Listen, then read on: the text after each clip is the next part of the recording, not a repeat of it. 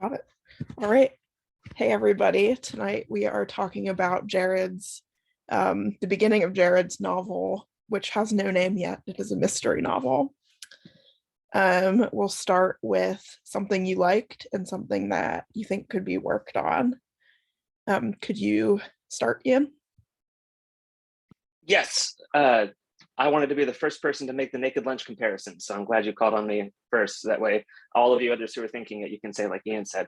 So I felt like I was really inhabiting the experience of the main character, so much so that by the end of it, I think with the duck that was talking or whatever it was, the chicken, I started to suspect that like maybe we're dealing with some unreliability, influenced by the narrator's psychological state and or the different drugs that they're taking. So I felt like it hit the mark with that level of character detail. And I don't know, I felt like the story hit so many of the correct and necessary beats for a story that my critique is going to be mostly technical. I think that you've got a really entertaining narrative, a familiar enough sounding narrator that a lot of audiences would tune in for chapter 4, like immediately after finishing the submission. So that's great. In terms of stuff that I would come back to, I did feel like, I don't know, the main character's motivation felt kind of flimsy to me. And the mysterious elements, the USB drive, the tattoos, I didn't feel like they were intrinsically compelling. And they felt more like, I don't know, curiosities or oddities than enticements to want to know more. So I didn't know enough about what I was supposed to be interested in them about to want to know more about them. But we'll get to that. That's actually one of the questions the author submitted. Thanks. Devora? My favorite are the kids. I want to see a little bit more personalization so I can pick them out and like know automatically by their physical or mental tics, like what is specifically like, oh, this one's talking. But if you've only been working on it 2 weeks, then I'm sort of mind blown that you've got this much description as it is. The thing that I would love to see worked on is the beginning. And I know you asked this in one of your questions, but I'm going to say it right now, that there's a missed opportunity. Like he starts out with a puppet. I want to know what the puppet says and what it looks like and why they're looking at him like he's, you know, like I'm not a moron. He's 8 years old, the kid. So that one I would love to get into. Peter?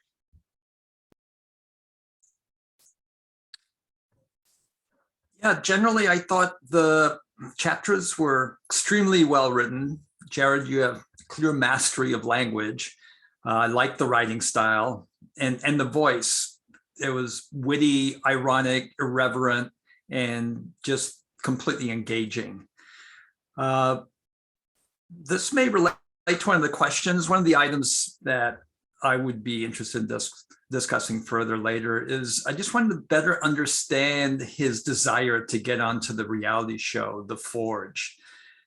You stated that multiple times, but I didn't really understand what was the inner reason for doing that. And without that, I didn't really have a clear sense of what was driving him. So maybe you'll get to that later on, and that may be fine, but that was just one of the things that I was looking for and didn't get in the initial parts. That's all I have. Anna?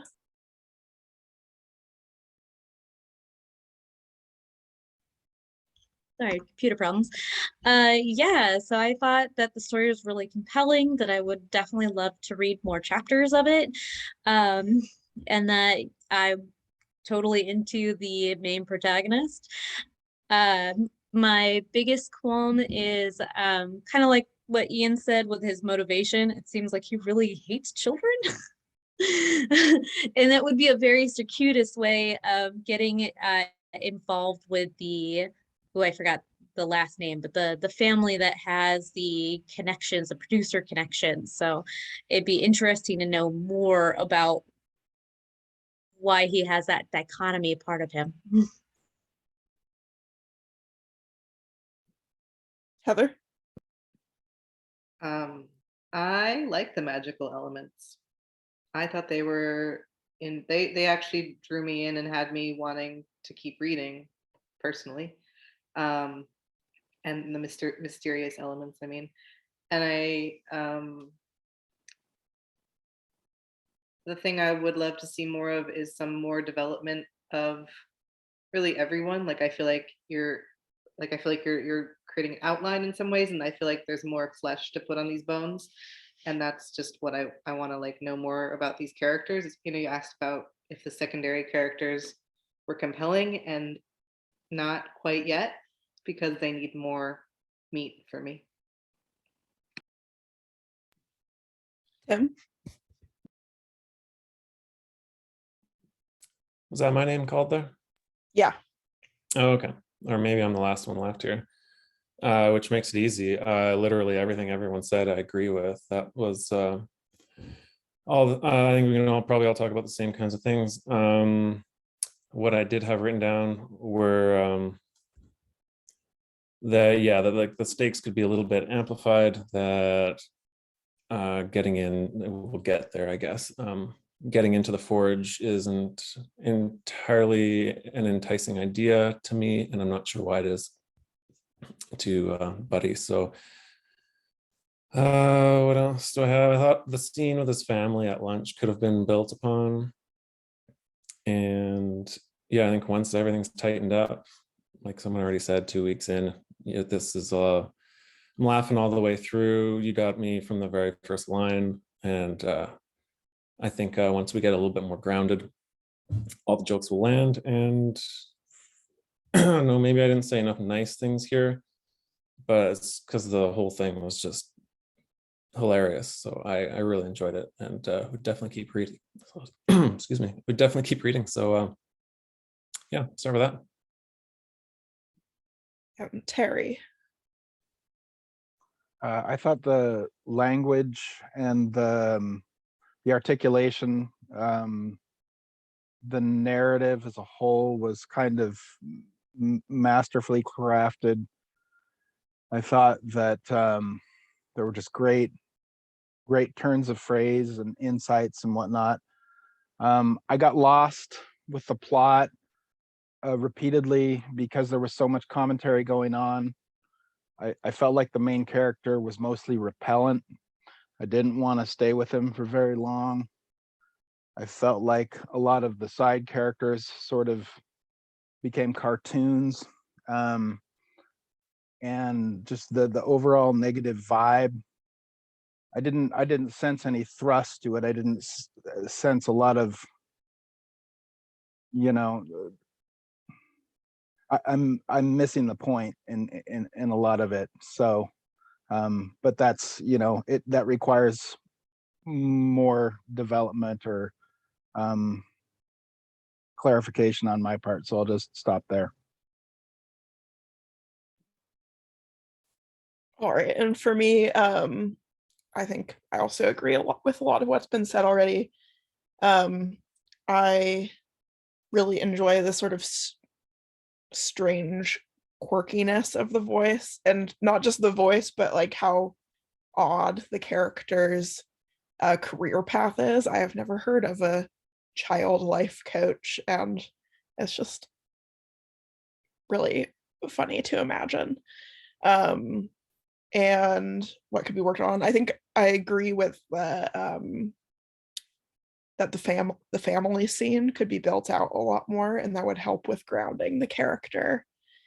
Yeah, I'll just start with that. And Jared, are you okay with suggestions tonight? Good. Okay. And are you okay with just going through the questions how you've laid them out? Okay. In that case, we will start with question number 1, which is, what did you think of the voice in terms of your willingness to read a novel from this protagonist's POV? Anyone is welcome to start. I have quick thoughts there because they kind of dovetail with what Terry just said. I found the voice really compelling, but I similarly found the protagonist repellent. So that's like a rock and a hard place. I don't know. That may mean that it's just a personal preference thing about continuing, but I thought the voice was the strongest part of the whole piece right from page 1, and the voice stayed consistently strong throughout. I just started to kind of tire of the guy who was speaking after a while.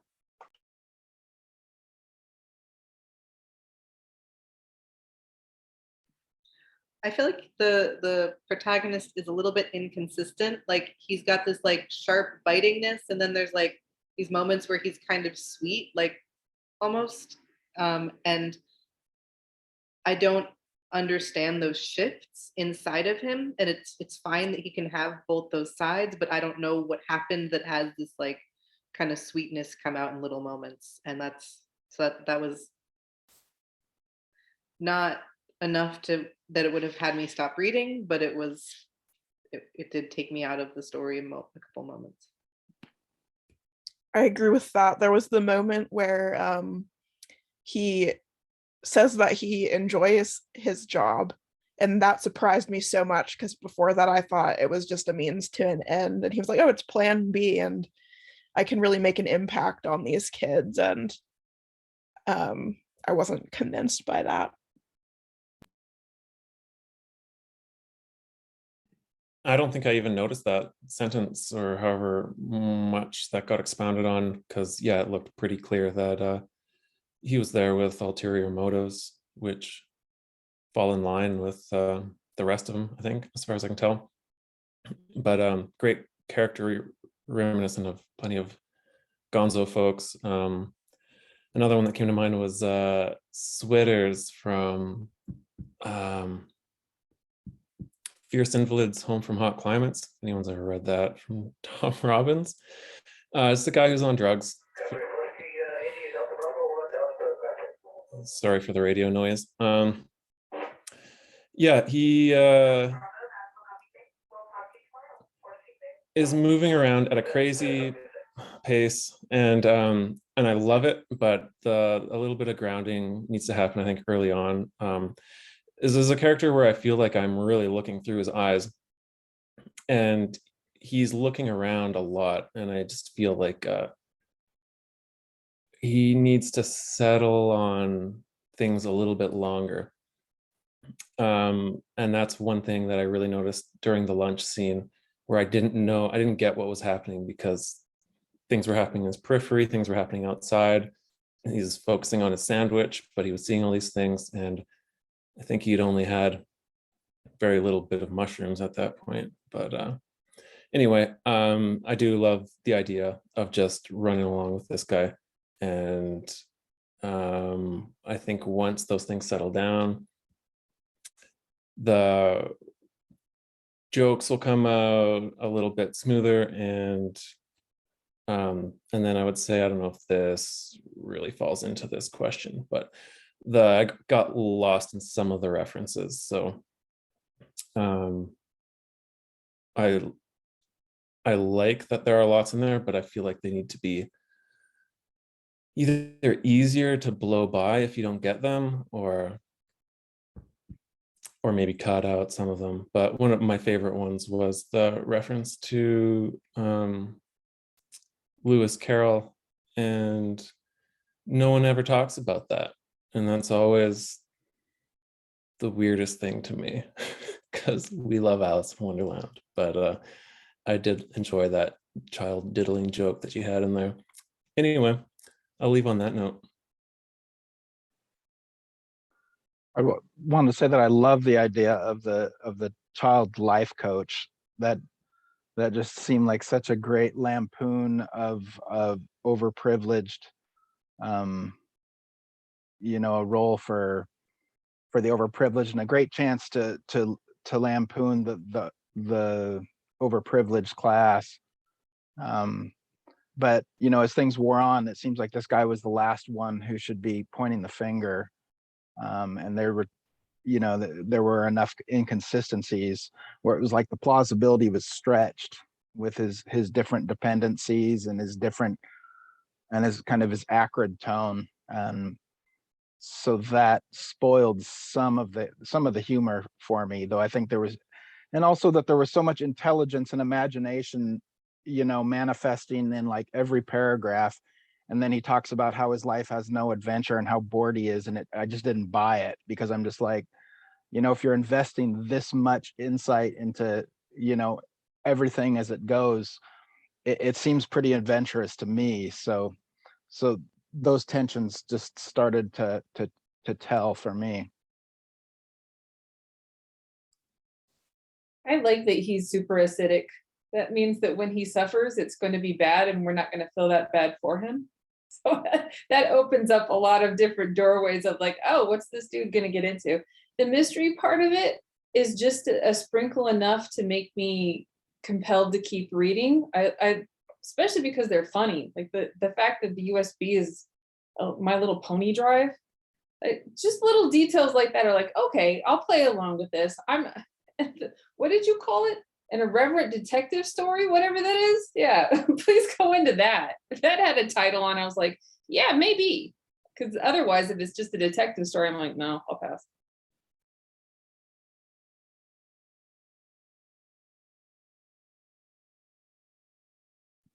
I have something that's very specific to add, which is that you need a shit ton more life coach jargon, and this is a suggestion.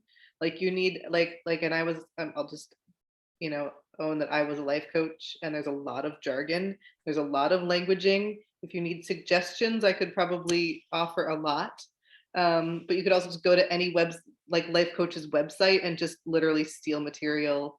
Don't plagiarize, obviously, but it won't be hard to find ridiculous sentences to use that he should say, which would make the whole thing, I think, a lot more believable and grounded, because he needs to say a bunch of bullshit because that's what he is. He's a bullshit artist. And yeah. Yeah, so on the voice question, I mentioned in my opening that I thought it was effective and I liked the irreverent tone and his general sarcasm. I was just left a little confused by it though, because it is always so sarcastic. And when he's talking about the kids that he's coaching, it is half the time he's saying, well, I just need to say the things that'll, to the parents, to the kids, that will have them keep coming back. But then at other times he makes comments such as it wasn't too late to undo some of the damage they had done. And there's some other instances where it seems he's actually trying to help the kids. So for me, I'm just not clear on, is he just using the kids or is he actually trying to help them? And the sarcastic voice makes that hard to decipher. And maybe that becomes clearer later on, but that was just a question mark in these opening chapters for me. I gotta say the most confusing part about that is the line where he says that his overall goal is to make sure they have the lowest scores on, I'm gonna guess, like SAT type tests, which I'm like, well, if that's your goal, then every altruistic statement is just void. So it's a little hard to wrap your mind around. I know this deviates from the question a little bit as asked, but the way that I interpreted that seemingly altruistic interest in the kids was as kind of a demonstration of the character's weakness. He's carrying a lot of baggage due to his relationship with his own parents, which he alludes to a couple of times. So I was reading that less about the life coach thing and more about kind of trying to highlight where some of this dysfunction is coming from in him.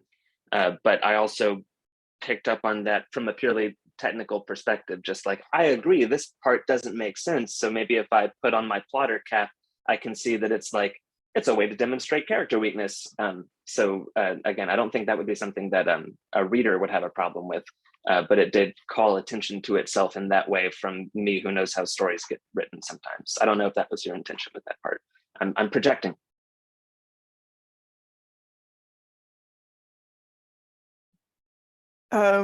One last thing about the voice was that I wasn't quite sure what age he is or what his stage in life is. I thought at first that he was older, but now I think he's probably pretty recently out of school. But I think that would be an easy thing to clarify. Any last thoughts before we move on to the next question? Well, related to something that someone said, the ACE score, I had to look that up. And even then I saw 6 different definitions of ACE. So I never quite knew what that meant. And then you also had the abbreviation DP. And I looked that up and saw 10 different definitions on Google, none of which made sense in the context. So you had me confused by both of those.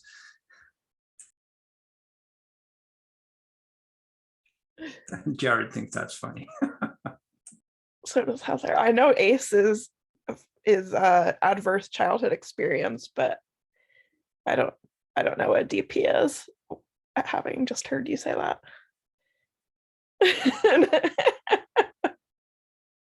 Jared, maybe you should tell us. Director of photography. Director of photography. Oh, okay.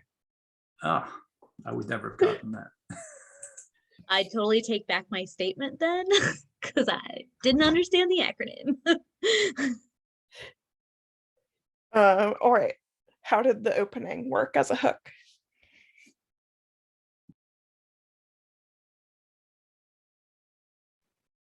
It's been said a bunch, so I'm going to reiterate. Oh, no, I'm going to unmute.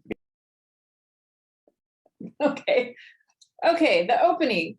Missing the big opportunity for a puppet to start talking to us and explaining a little bit about the humor that's going to come in. I really want to know what the puppet's going to say, what the puppet look like. You don't even have to go into why he's using the puppet at that point, especially because his hands are shaking afterward. It's just a really fun moment, since we know that the narrator is funny anyway.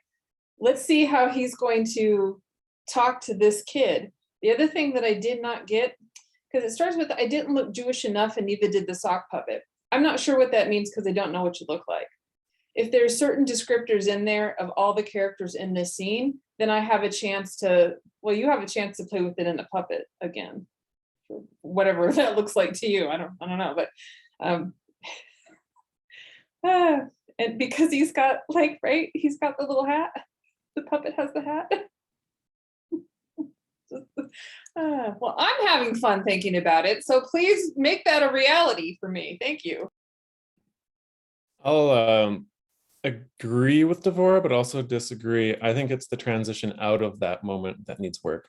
You can leave off with that one sentence of a puppet and it's really funny.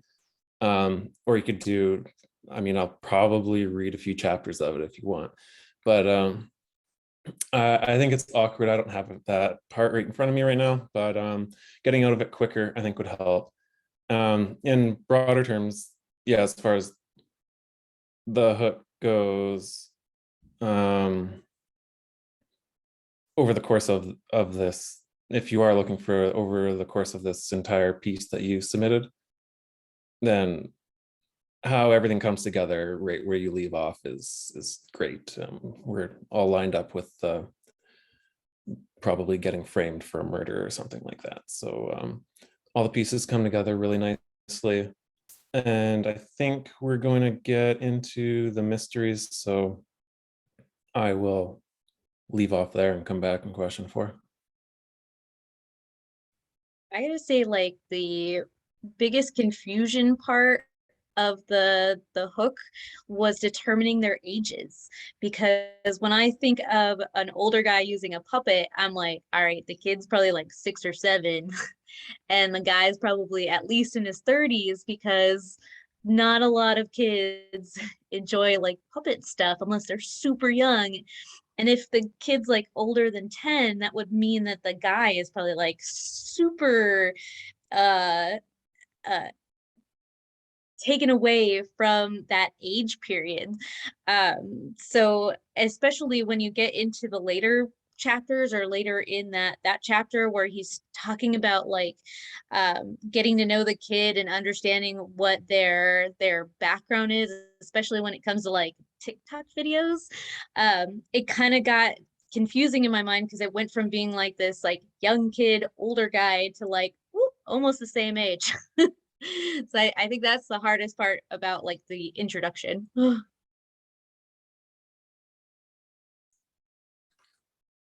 I thought the first sentence was great. Thought the puppet was good. And then I don't know if by opening you meant just like the first paragraph or first sentence, but I think that first scene with the mother and Jacob, I thought that was effective and that drew me in. So you develop instant momentum, and that worked for me as a reader. Yeah, I agree. It's a really great opening line to have to throw away in favor of puppet dialogue, but I agree with Devora too that puppet dialogue should at least feature in. And the opening sets it up really well for the puppet to be overcompensating for not looking Jewish enough with the way that it talks. I don't know how you plan to do that, but if the puppet could have lines, I think it would really help out. And then I would also agree with Tim that transitioning out of that thought moment into the next little bit, I feel like it's a great opportunity for less is more. I think that kind of directly communicating the manipulation or the intended manipulation of the child by like getting the parent on the same side or whatever, I felt like that could be either implied or dropped. And the same thing with, there's a brief mention of it being Mrs. Rosen and being related to trying to get onto the forge. And I felt like page 1 or page 2 was a little bit early to get into the forge stuff because we're still just getting settled with this character and this great hook of a children's life coach, which I think it's been said before. That's one of the most interesting and compelling elements of the piece because it's so unfamiliar and also so ridiculous in that lampoonish way. So I think that it was overall effective. And if I could tweak just a little bit, it would be a little bit of puppet dialogue here, a little bit less about the forge. Maybe take the forge out, but we'll get there. But overall, it was a pretty effective hook.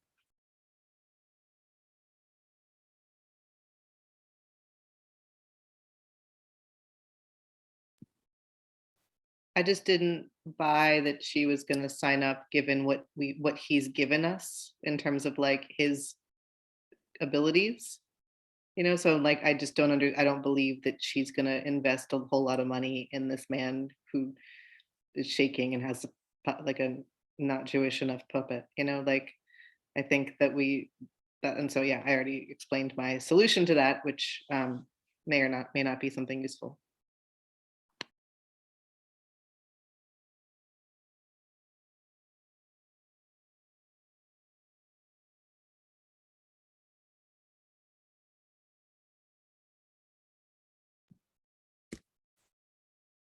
Anything else about the hook?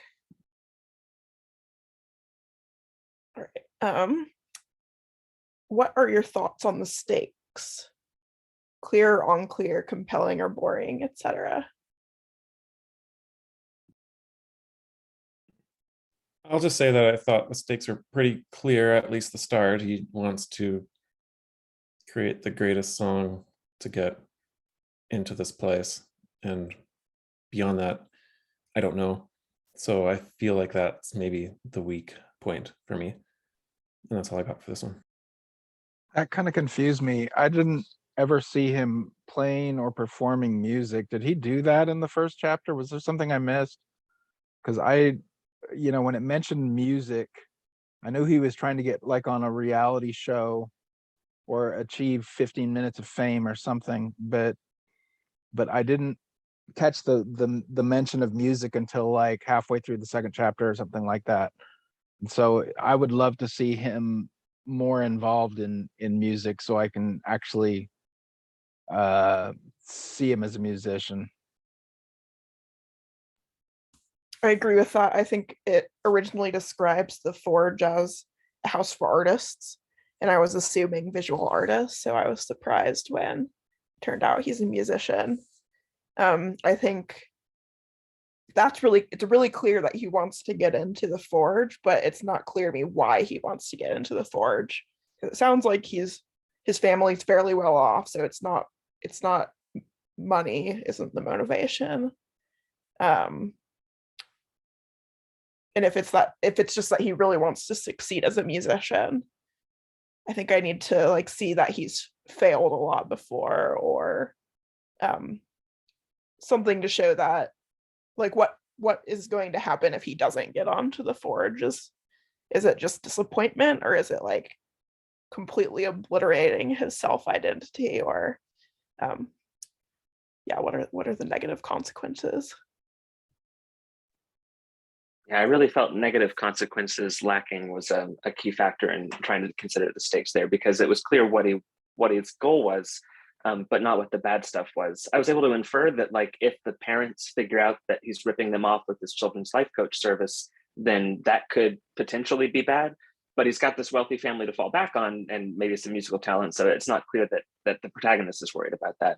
When he was talking about his motivation for getting on the forge, there was a brief mention about being in front of a really large audience. And so that kind of spoke to a motivation behind the motivation to me, that his goal isn't the forge for the forge's sake, it's for the access to other people's viewership. But I agree with Laura that like that still, it wasn't clear what he would do with that audience or why he sought it, except to like, fill a mommy and daddy shaped hole that was left from his childhood, which is kind of suggested in there, and which I didn't find to be all that compelling as a motivation there.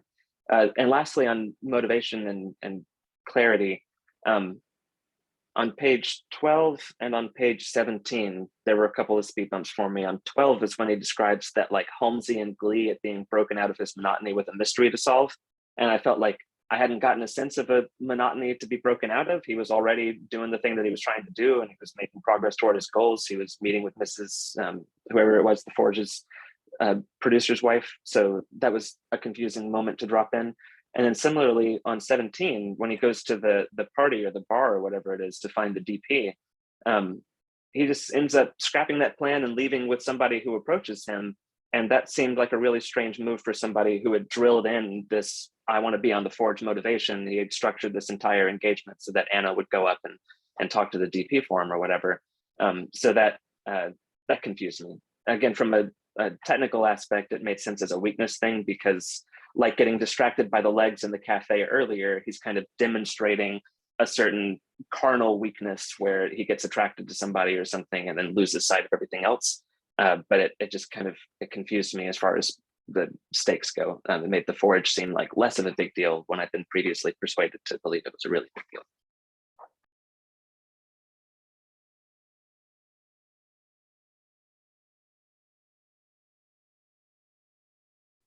I think it's a little hard to see where he's at in life. I mean, I know I'm going back to the age thing, but like to be a life coach, what I thought was he at least had to have some education for that. And if the motivation was to, no, he doesn't, you know what? I don't know enough about being a life coach. So yeah, that's my comment. Sorry, yeah, you don't actually need any certification to call yourself a life coach at this point in time. However, there are plenty of accredited schools that will teach you the practice, but yeah, they're very expensive. And Right.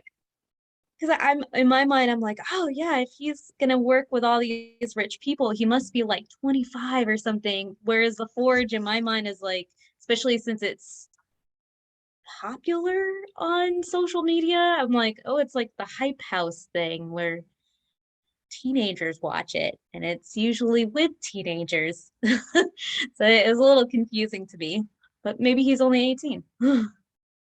I want to second that notion that the age was really confusing, because there's some derogatory remarks about Facebook that's for over 35-year-olds, which tells me the protagonist is under 35, but under 35 quickly shrinks to like early 20s once he's raiding the medicine cabinet of the master bedroom of the kid that he's, not babysitting, he's life coaching. And it starts to make him feel like either a recent graduate or one of those betweensers, like a Holden Caulfield kind of type. And so like that, I would love to have a firmer grip on the protagonist's age. I think that would really help me understand where they're coming from and know what this pipe dream about the Forge is really about. Because he starts out in like a 45-year-old's body and then gets younger Benjamin Button style as I read on, until he's basically one of the classmates of these asshole kids that he's babysitting. Life coaching, he's life coaching for money.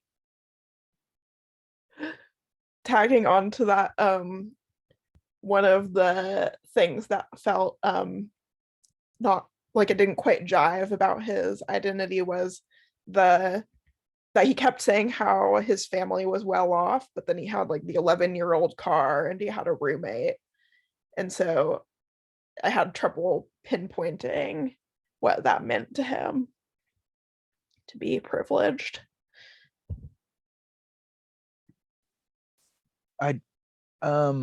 I did spot the mention of the roommate not jamming with him, so that points to musicianship.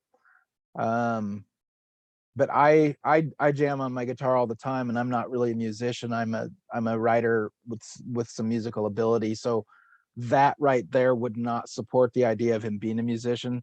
So I guess my question to Jared is, was there an instance in like in the first chapter where music was mentioned or not? I will answer that I started writing this 2 weeks ago and it is a complete mess. And I bet you there is not. Okay. Good.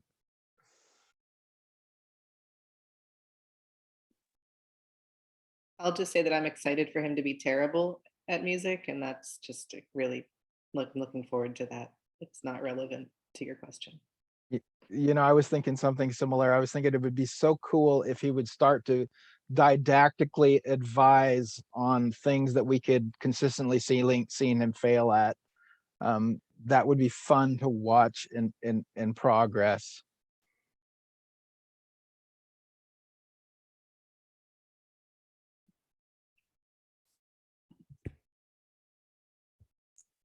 Going back to the forge and the stakes, I think if I understood some inner need or just a hint of some inner psychological need that he has that would be fulfilled by getting on the forge, that would clarify the stakes for me. I kind of have a suggestion. So instead of being a nightclub that he's at, he could be an open night or open mic night. I'm like, and then you have him being destroyed with his musical abilities and the fact that he wanted to have that exposure to the DP. Maybe that one lady. Just a suggestion.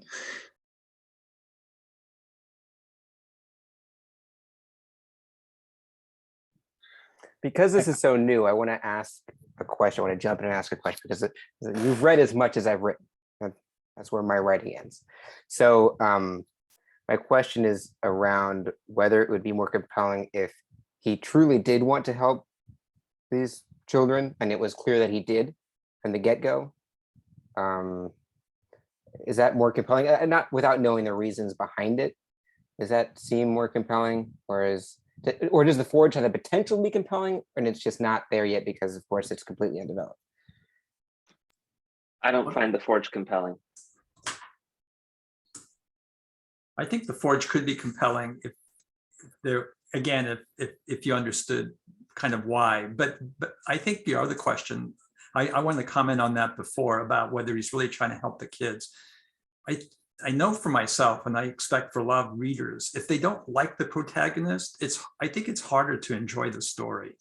So if he really was trying to help these kids, that, you know, even if he was irreverent and manipulated the system and so forth, but if deep down he was trying to help them, I think he would be a more compelling character, and I think the story would be more enjoyable. That's just my thought. To me, he already comes across as an unreliable narrator in his own mind and his own thoughts and actions. What he says about the kids to himself does not back up how he treats them. And that is, I like that. I want you to continue with that because it's like, ooh, so there might be a crossroads in which he has to choose between, should I advance my career at the forge or whatever that looks like, or am I going to actually invest in these kids who actually have a secret to share with me, to getting into whatever it is his heart's desire actually ends up being. And I like the statement that has the whole, you know, the black hole of monotony. I think that speaks to flesh that out. You know, like the kids are sort of could be a reflection of certain parts of him that he wants to tackle. That's getting a little bit too psychosomatic with it. But the fact that he wants to rummage through their parents' drug drawers is also like a cry for help too. So I really like him not wanting to like the kids, but liking the kids because he resonates with them. Yeah, I was thinking similarly that he wants to be convinced that he's doing it just to get to the forge, but there's a part of him that does really feel like he cares about these kids and wants to help. I'm not feeling that he really really cares about the kids. It keeps being said, but and it's said here and there, and it's said for like a sentence. So I personally would love to see him have more investment in the kids, and then have this negativity and this criticism that keeps popping up. And then to me, it would be interesting, because he'd have a conflict going on, but there'd actually be something to care about. But overall, I'm kind of concerned about how far this is straying from detective fiction, because there's no real compelling mystery that I've been able to find except for the USB port. And by that time, so much was going on that it was hard for me to care. It seemed like one more thing slapped on. So unless the mystery is lined out earlier and more concretely with less commentary, because I mean, the tough thing is that you have so many great lines going on here, but they're all pulling in different directions. And to call this kid that he's talking to in the first chapter a burgeoning douche of a son is just a great line, but there's so little provocation for it that it reflects on the person who's having the thought. And a lot of that starts to crop up where he's having these great lines, but it says more about him than it does about what he's criticizing. So Yeah, I really like the idea of criticizing the parents and having like a chip on your shoulder for like rich people, but actually enjoying the kids, which is not necessarily what is portrayed as of yet. Well, I think he makes it clear that these kids are just replicas of their parents. And then that only does start to fall apart there when he learns that the one kid is gay and maybe not a complete bigot. So I don't mind this transformation, or this like, I'm going to help people along my path, my own personal selfish thing that I'm doing. I think that's relatable. But yeah, also my thoughts were he's going to get to the forge and we're going to read about that, and this life coaching thing isn't going to be a big chunk of this story, was my guess. I don't know, am I anywhere close on that? Is it going to switch? I'll just jump in and say that my thought right now is that the son of the person who we just started working with in the opening scene goes missing, and as you suspected, Tim, he is implicated. It seems like he did it, and I'm not sure whether it's going to become speculative fiction yet or not. Is it going to be like some kind of parallel universe thing or not? I have no idea. I want to actually ask that question right now. Would people be, this is totally, I'm not going to care what you say, but I want to know what you think. Does that make sense? So do you think it would be better served to keep it grounded and I know it's not grounded, but grounded at least in our reality, or would it be interesting to see it go off the rails into he discovers that Naked lunch. Yeah. All right. Naked lunch. I don't know what that reference is. I want it off the rails also. And I also want him, but I do want him to be more clearly invested in the youth that he's working with. Even if it is for his own agenda, whatever that agenda is. Jared, what do you mean by off the rails? You mean the whole thing becomes a fantasy, or mentally he's disconnected from reality? Or I could stick with my questions. I got sidetracked, but I appreciate the clarification. But I think let's go to question 4. Yeah, sounds good. Okay. How did the potential mystery work or not work to pull you through the narrative?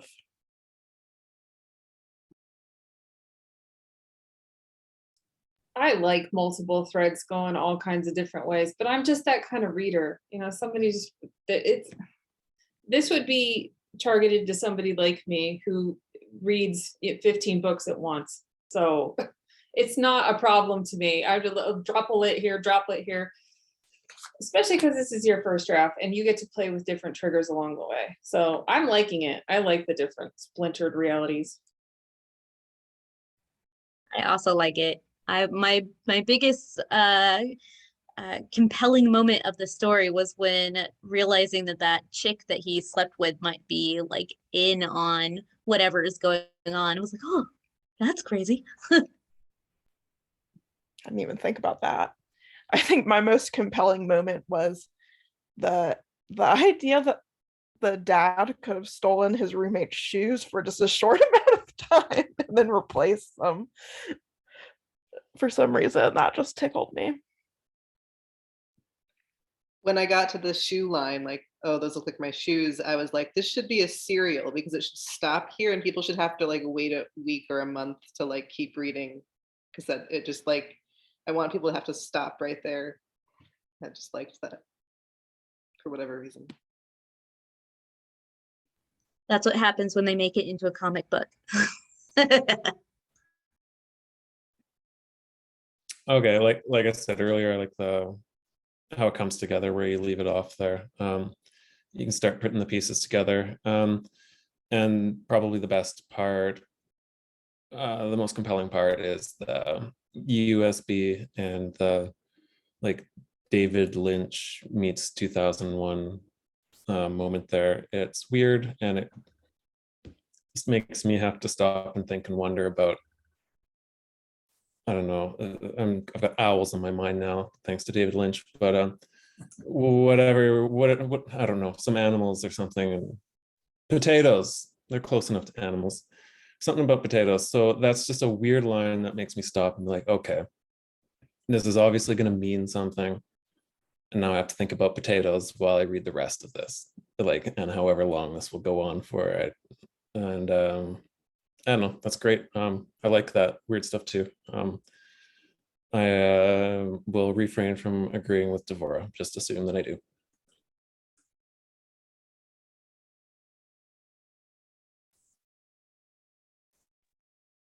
I just want to say that I don't know where they're going either yet. I picked all of those are random. There's all things that popped in my head, and I gave myself the duty of understanding how they come together at some point. Okay, so I think is was probably raising my hand apparent. to go after Peter, but I'm gonna have to go now because I offer a dissenting opinion. I felt like they were plants. They felt like planted mystery objects for us to wonder about, and that they didn't have an organic relationship to it. And I should have said it before you spoke because then you would know it was my idea and not yours. I figured you but knew I that. felt- I heard it in what you said before. Yeah, cool. Well, the only place where, like, I don't know, I think that if you go somewhere with it and you think of something cool, then I'll be really satisfied to have continued reading. There's a line or maybe a little paragraph on page 17 where, not 17, 15, where I became a little hyper aware of the things that I was supposed to be paying attention to hook me to read the rest of the piece, where the character kind of lists off what the goal is, what the stakes are, what the mystery objects are and stuff. And I feel like if you removed that piece, then I wouldn't start to get that I'm in a story feeling. I need to look for clues feeling that I ended up getting, and that made me really suspicious of the mystery object. So I think that, yeah, as a creative challenge, if you can find a way to make them meaningful and work into the plot, then like awesome. Because right now they feel like writing prompts, and that's, you know, if they yield fruit, then that's great, and if they don't, then they'll stick out a little bit. There'll be a lot of going back and threading things in if they end up making sense. Yeah, I agree with Ian. I think the USB objects and the tattoos, I think they're intriguing, but without knowing what they mean exactly, I think you can only keep them ambiguous for so long. And if you don't explain how they relate to the story of the character or where things are heading at some point, I know as a reader, I would be frustrated. But I'm an engineer, so I tend to prefer things black and white. And there may be other readers that like things really ambiguous throughout the whole story. Well, yeah, just a note on that, because I think you're right that in the present moment where they appear, there's a lot of potential to make them at least have significant inferences from the main character, because the main character would want them to be meaningful in some way. And instead of just being like, oh, I guess I'll just plug this in and see what happens, he could have more of a reaction, and then I might be more invested in those objects' presence. Because whether he's correct about what their significance is or not, if he treats them as significant, then I'll treat them as significant. And he kind of brushes them off in both cases. So I brush them off in both cases. Okay, yes to all of that, but he's on drugs. He's on a lot of different drugs. He's popping pills and doing shrooms, and that lets me suspend my disbelief for a minute. And even if he continues to do his lovely Alice in Wonderland wandering, although not diddling the kids, you know, just to get to the end of the road and have all of these manifestations be a part of his weird detective story, I might be okay with that too, considering that he's so founded in let me take a whole bunch of drugs.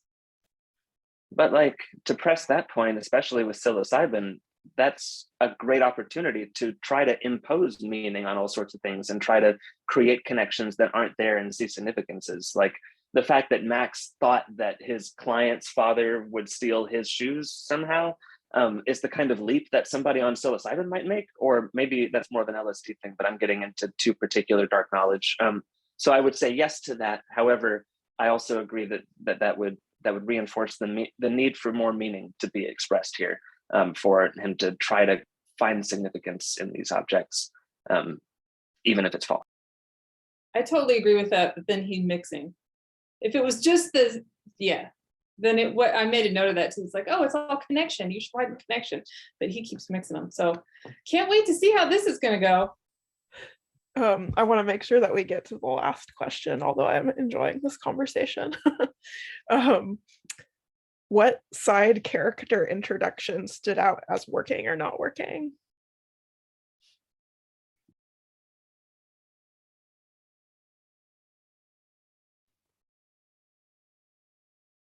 The only character for me that has almost enough is the gay youth. I'm sorry, I don't remember his name. But he could use more, but like he was almost a person, whereas everyone else to me is really flat. But there's very little information about any of the people. I mean, and he sleeps with Darlene, and we know almost nothing about her.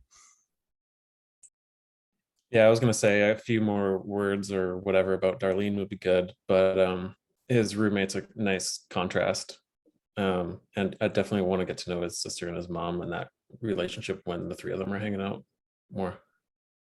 I think the family introduction was the toughest for me because it wasn't clear why it happened at that moment or how their lunch was significant to the story, but it felt like it had a lot of opportunity to be helpful background giving opportunity. Yeah, that opening scene with the family just felt like a reason to see that tattoo, and then nothing happened after that. But I still liked it. I liked Max. Max was good. I know he was also kind of one note. A lot of the characters felt one note, but the notes felt like handholds where, you know, it was something to hold on to about them. And if they each had a few more details, then I would come away with Max's shoes, Donna's Alice in Wonderland quotes, etc. And maybe I'd remember the kids' names, but I also remember them as the one who's related to the famous one and the gay one. And like that, they need better names than that in my mind.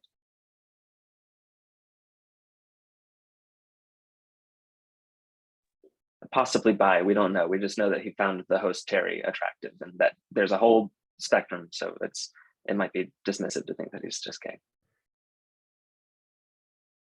On that note, because of the recording, I'm going to end it on time and just stop the recording here. So I'm stopping recording, everybody, and then we can keep talking after that.